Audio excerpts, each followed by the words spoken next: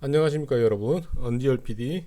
이번 시간에는 게임 디자인 첫 번째 주제 컨셉 디자인이 뭔지 알아보도록 하겠습니다. 여러분, 그 컨셉이라는 말을 개념이라고 번역이 돼서 너 개념이 있냐 없냐 이 말을 쓰시는 분, 뭐 생각이 있냐 없냐 그런 뜻으로 쓰는데, 그 용어의 정확한 그 용도를 알려면 반대말이 무엇인지 알아보는 게 좋겠죠? 이 컨셉의 반대말이 뭐냐고 물어보면 대략 어, 개념의 반대말이니까 무개념 이렇게 말씀하실 것 같기도 합니다. 같기도. 음. 근데 그거 틀린 겁니다. 컨셉 즉 개념의 반대말은 무개념이 아니고 실제입니다. 실제. 이게 왜 그런지 이제 제가 설명을 좀 드려볼게요. 제가요, 그 대학 때 하도 이 컨셉 디자인이 중요하다고 건축과 계신 교수님들이든 뭐 디자인과에 계신 교수님들 말씀을 하셔서 본격적으로 컨셉이 도대체 개념을 뭘 개념이라고 하는지 어, 알고 싶어서 철학과 교수님이 하시는 그 어, 개념에 대한 강좌가 있어서 4개월 수업을 들었는데 정말 철학과에서 하시는 교수님 수업 어렵더라고요. 그 철학적인 용어들 다 이해하기도 힘들고 하여튼 뭐 레포트를 써냈는데 점수는 잘 나왔어요. 그런데 제가 4개월 동안 그 어려운 걸 듣고 내린 결론이 너무 단순해서 좀 저도 허망합니다. 그래서 단순하게 내린 결론만 여러분한테 간단하게 여러분이 이해하기 쉬운 용어로 어, 명쾌하게 밝혀드리고 넘어가겠습니다. 이제 여러분이 이 컨셉이 개념이 뭔지 제대로 아시게 될 것 같습니다. 자, 여기 보세요. 어떤 친구가 어, 감독이 뭐 디렉터가 연출가 나무를 하나 그려달라고 컨셉 아티스트 개념 디자이너 컨셉 개념 그래픽 아티스트 뭐 같은 말이 될까요 모르겠어요. 나무를 하나 그려오라고 말을 했어요. 그러면 그 아티스트 머릿속에는 이런 것들이 다 각각 떠오를 수가 있어요. 이 친구가 이 나무 대나무를 얘기하는 건지 수양버들 자기 머릿속에, 예를 들어서 제가 수업에 들어가가지고 학생들한테 자 여러분 나무를 하나 상상해 보세요라고 질문을 하면 그 요청을 하면은 그 사람들 머릿속에 각각 생기는 게 다 다른 게 생깁니다. 똑같을 수는 없어요. 이런 뭐 통나무가 생길 수도 있고 장작나무가 있을 수도 있고 판때기 나무 이것도 나무죠, 그죠? 나무 가지를 생각하고 있는 사람도 있을 수 있고 강목을 생각하고 수 있는 사람도 있어요. 대나무를 상상하고 있는 사람도 있을 겁니다. 자, 그러면 여기서 제가 반대말이 실제라고 그랬죠. 그분들 머릿속에 상상한 이것들은 그분들 머릿속에 상상력으로 실제하는 겁니다. 개념이 아니에요. 그러면 감독이 요청했던 너 나무 그려와라고 했을 때 요 나무라는 언어는 실제가 아닙니다. 개념입니다. 실제가 없어요. 개념입니다. 나무라는 이 단어는 개념입니다. 간단하죠? 너무 쉽나요? 자, 그런데 여기서요. 이게 왜 당연한 얘기고 간단한 얘기인데 왜 중요하냐면요. 저는 이 단순한 예를 들었지만 지금 여러분이 창작을 하신다고 하면은 존재하지 않는 개념이라는 거예요. 이 세상에 존재하지 않는 게임이 나올 수 있어요. 그죠? 예를 들어 제가 우리 채널에다가 항아리 게임이니 뭐 그다음에 뭐 희한한 게임들 조금 그 소개해놨습니다. 그 항아리 게임이 존재하지 않았던 거죠. 이 세상에 그런 게임 없었죠. 그 게임을 뭐라고 그럴 거냐고 나무라 그럴 거예요. 그 사람은 이름을 항아리 게임이라고 붙였어요. 근데 이름만 항아리 게임, 영문으로는 항아리 게임이 아닙니다. 항아리 게임으로 예를 들어서 붙였다고 치면 이게 개념이 될 수는 있습니다. 게임, 항아리 게임, 게임이 아니고 게임이죠. 어이, 개념이 될 수는 있는데 이 개념을 설명하지 않으면은 이게 어떤 게임인지 상상하는 사람들이 다 이렇게 상상한다는 얘기입니다. 항아리 게임이 뭔 게임이야? 항아리 부수는 게임이야? 항아리 쌓는 게임이야? 아니면 항아리 만들기 게임이야? 모르겠죠. 네. 개념은 몰라요. 그래서 그거를 만들어진 게임을 플레이하는 사람들은 그 게임을 플레이하는 사람들은 실제를 플레이하는 겁니다. 실제를 갖고 놀고 있는 거예요. 그러면 디자인 과정, 생산 과정, 디자인 과정이라는 것은 이 개념에서 실제로 진행되는 과정의 문제 해결 과정이에요. 디자인이라는 건. 어떻게 이거를 실제화시키느냐의 과정입니다. 이 디자인입니다. 디자인 혹은 프로듀싱, 제작 과정의 개발 과정이라고도 할 수 있고요. 디자인은 제작 단계 전이니까 그죠? 어쨌든 디자인이든 제작이든 실제화하는 과정입니다. 그래서 세상에 없는 것일수록 이거를 남에게 전달하거나 혹은 내가 생각하는 게 뭔지 나도 모를라. 실제가 뭐가 될지 많이 가다가 바뀌기도 합니다. 그래서 그거를 규정을 해놓는 게 개요. 그걸 컨셉이라고 합니다. 개요. 대략적인 이거에 대한 어떤 개념이다, 어떤 개요다라고 설명을 하는 겁니다. 자, 볼까요? 그 안에 제목, 항아리 게임 나올 수 있겠죠? 그 개념을 제일 축약해서 한마디로 요약한 겁니다. 그죠? 개요를 축약해서 한마디로 요약한 것, 제목. 그 다음에 그 안에 어떤 세계관이 있고, 뭐 모바일에서 돌아갈까, PC에서 돌아갈까요? 아니면 양쪽 다 될 거야? 플랫폼이 있고, 장르는 이런 거고, 어떤 사람들을 상대로 만든 거고, 그 안에 게임 플레이는 과제, 목표, 밸런스, 액티비티 이런 게 있고, 그래픽 스타일이 이런 거야. 그러면 대충 대략 이런 형태의 게임이겠구나. 여러분 속에 뭐가 생겨요? 상상력으로 실제가 생길 수 있어요. 그죠? 그거를 이제 구현해 나가면은 제작이 되는 겁니다. 개발이 되는 겁니다. 좀 설명이 됩니까? 자, 이해가 좀 애매모호하다 싶으면 다시 백 해가지고 처음부터 리플레이 해보십시오. 제가 강조하는 시점이 있습니다. 반대말, 개념의 반대는 무개념이 아니라 실제다. 실제. 디자인과 제작 과정, 개발 과정이라는 것은 개념의 실제화다. 존재하지 않는 것의 개념을 이렇게 설명해 놓는 걸 컨셉이라고 한다. 뭐 대략 그 정도죠. 그러면 하나하나 이제 살펴보겠습니다. 제가 빠르게 이거에 대해서 간략하게 말씀을 드렸지만 하나씩 뜯어볼게요. 제목은요, 이게 왜 필요하냐면요, 여러분 태어나면은 여러분 태어났을 때 부모님이 뭐 해요? 여러분 이름이 정해지겠죠. 저 같은 경우는 뭐 예를 들어 가명을 쓰겠습니다. 최이삭이다. 그러면은 최이삭이라고 불렀다가 나중에 최바울이라고 불렀다가 최모세라고 불렀다가 그러면 내 주민등록증이 몇 번 바뀌어야 되죠. 그러지 않게 하기 위해서 개명을 함부로 못하게 하죠. 개명을 하게 되면 추적이 곤란하죠. 남들이 얘가 어디서 왔는지.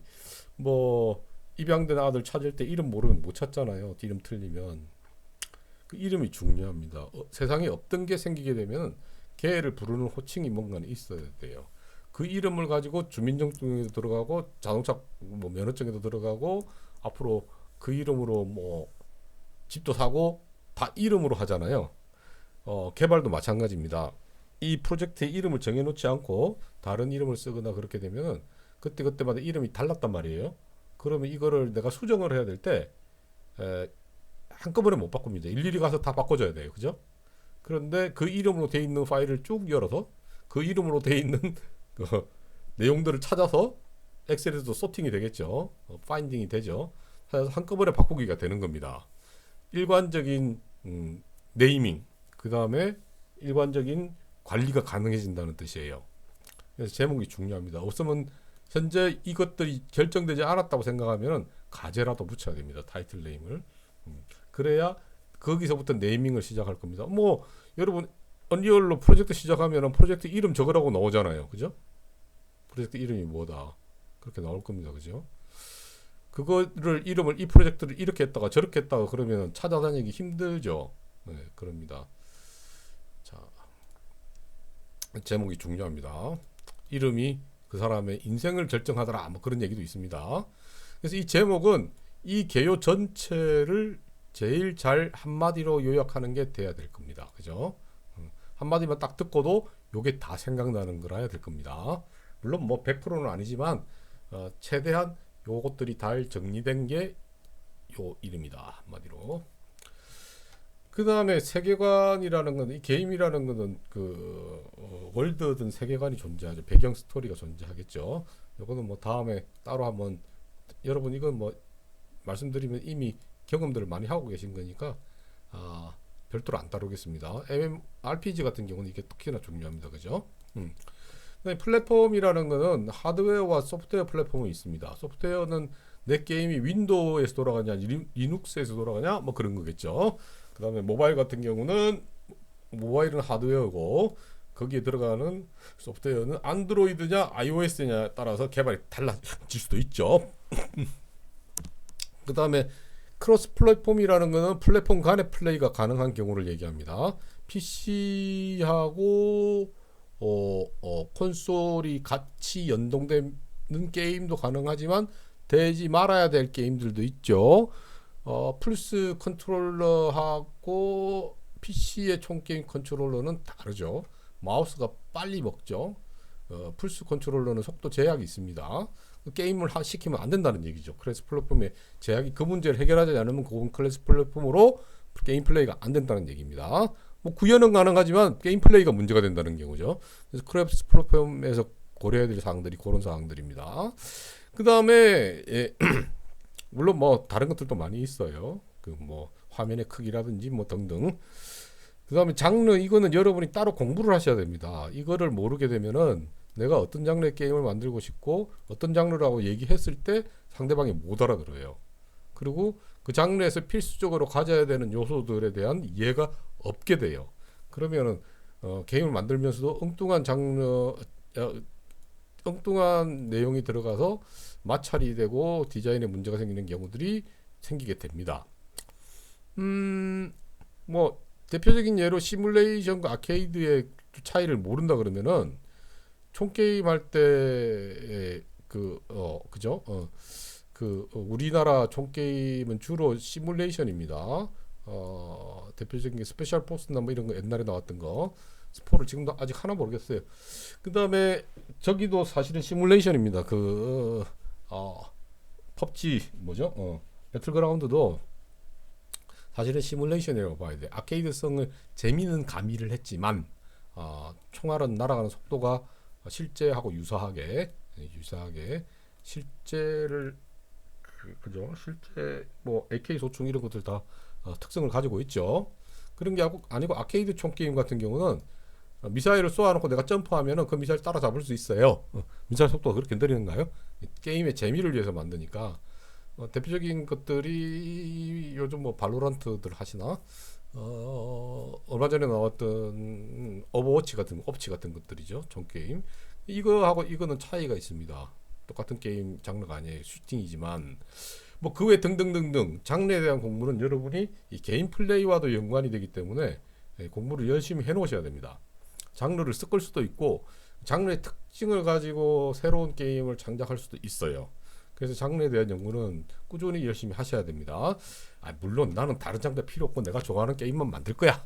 뭐 그런 경우는 예외라고 치고, 또 어떤 회사는 그 장르의 특성화된 회사도 있습니다. 개발회사가.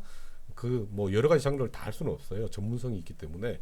그런 경우는 근데 여러분은 시작하는 사람이니까 어떤 장르를 선택해도 되지만 어떤 장르를 선택하느냐에 따라서 게임의 성패나 개발의 실패 포기가 가능한 경우도 있습니다.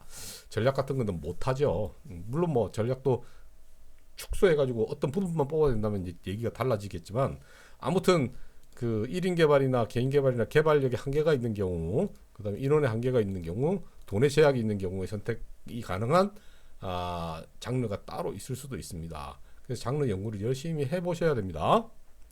그 다음에 이 타겟 유저층 매우 중요해요. 장기를 두시는 할아버지들은 바둑 못 두십니다. 그죠? 물론 바둑을 어릴 때부터 두셨던 분들은 하지만 그런데 그분들 보고 크레이지 아케이드 하라 그러면 하나요? 안 합니다. 장기도 바닥도 좋은 게임입니다. 그래서 장르별로 선호도층이 달라요. 또 3D 카메라 울렁증 있으신 분들은 2D 탑다운 아니면 안 합니다. 그죠? 탑다운이나 뭐 스타듀밸리 같은 2D 게임만 하죠. 그래서 타겟 유저층에 따라서 매우 이게 달라집니다. 뭐 라이트 게임 유저층이 있고 뭐 등등등등 있죠. 또 아주 뭐 잔인하고 스케리한 무서운 게임들 좋아하는 여성분들도 그런 거 좋아하는 분들 있어요. 바이오 회자도 오히려 여성분들이 가다 보면 아주 그 심각하고 무서운 게임들, 처참한 게임들, 피철철 흐르는 그런 걸 좋아하시는 분들도 계세요. 그래서 이 내가 좋아하는 거, 물론 내가 좋아하는 게임은 남들도 그런 비슷한 유저층이 있을 수 있겠죠. 자기 자신의 유저층, 뭐 자기 자신이 타겟이 될 수도 있다는 얘기죠. 보통은 그렇게 시작을 합니다. 내가 좋아하는 그냥 게임 만들겠다. 그런데 새로운 걸 만들었어. 근데 내가 좋아하는 사람이 이것도 좋아할 수 있을까? 라는 생각을 하게 되겠죠. 그래서 기존의 게임들을 똑같이 만든다 그러면은 창의성이나 이런 면에서 창의성도 문제지만은 시장에 이미 그거 장악하고 있는 회사들 많은데요. 한 명이 도전해가지고 그 시장에서 그쪽에 있는 그 유저들을 내 쪽으로 끌고 들어온다? 이거 어려운 얘기입니다. 그런 건 좋은 시도가 아니라고 봐야죠. 그럼 새로운 게임 플레이를 집어넣었어. 나가 좋아하는 게임에다가 이런 시도를 했는데 나 같은 사람들이 얼마나 될까? 나 같은 사람이 이 새로운 시도도 좋아할까? 뭐 이런 생각을 하게 된다는 거죠. 그래서 타겟에 대한 연구가 중요하다는 겁니다. 그 다음에 제일 중요한 게 요거죠. 이제 게임은 이게 있어야 돼. 게임이 되니까. 이거는 게임 플레이에 대한 거는 별도로, 특히 밸런스에 대한 거는 별도로 제가 시간을 가지고 그 영상을 만들 겁니다. 그걸 참고해 주시면 되겠고, 뭐 게임 안에 들어있는 것들 다예요. 게임 목표가 있어야지. 살아남아라, 아니면 적을 죽여라, 아니면 성을 빼앗아라, 뭐 그런 과제나 목표들이 있을 것이고, 그 다음에 빼앗기 위해서는 전투를 해야 되고, 뭐 타고 이동을 해야 되고, 뭐 총을 쏴서 죽여야 되고, 그런 액티비티가 있습니다. 그 다음에 그거 사이에 밸런스, 이거 매우 중요하죠. 이거 자체가 게임의 본질입니다. 그죠? 그래서 이 부분은 따로 다루겠습니다. 그 다음에 그래픽 스타일은 이건 여러분 그 실사는 사실적인 영화 같은 그런 경우입니다. 그런 게임들이고, 그 다음에 이거의 반대말은 스타일, 보통 이걸 반대말을 캐주얼 이런 말을 쓰기도 하는데, 뭐 캐주얼은 가볍다는 뜻이에요. 가볍게 하는 게임들이 대체로 만화 형식을 취하고 있기 때문에 캐주얼, 실사 대 캐주얼, 반실사, 그런 말을 쓰는 겁니다. 그래서 캐주얼은 보통 뭐 그림이 만화라고 해서 다 캐주얼은 아닙니다. 반실사, 실사, 이거는 그림을 그릴 때요, 만화를 그릴 때 보통 외곽선이 있잖아요. 선을 어느 정도 쓰느냐, 선을 반만 쓰고 안 쓰기도 하고, 그 다음에 만화는 톤을 명암을 갖다 두 개로 딱 나눠버리죠. 밝은 곳, 어두운 곳.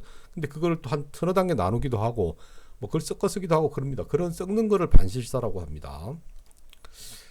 자, 그림이 캐주얼이라고 해서 아이들이 하는 거 아닌 우리나라 게임들이 많죠. 사실 그거 위장술입니다. 사기치는 겁니다. 그거 애들이 하는 게임처럼 보이게 해놓고 안에 들어가면 사행성이죠. 도박 게임인 거죠. 그거 매우 저는 안 좋게 봅니다. 엄마들이 보면 저거 아동용이네, 귀엽고 아기자기하고 아장아장. 근데 그 안에 그 악마의 칼이 숨어 있는 거죠.